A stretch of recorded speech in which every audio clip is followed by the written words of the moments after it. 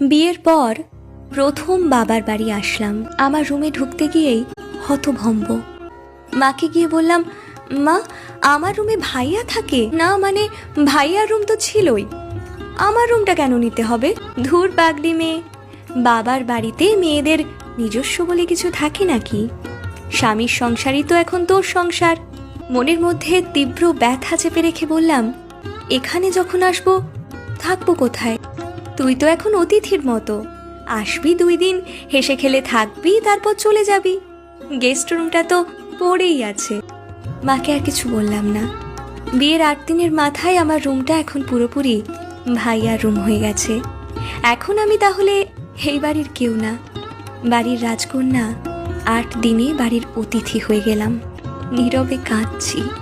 এ কান্নার অর্থ শুধু মেয়েরাই বুঝবে, আর কেউ না।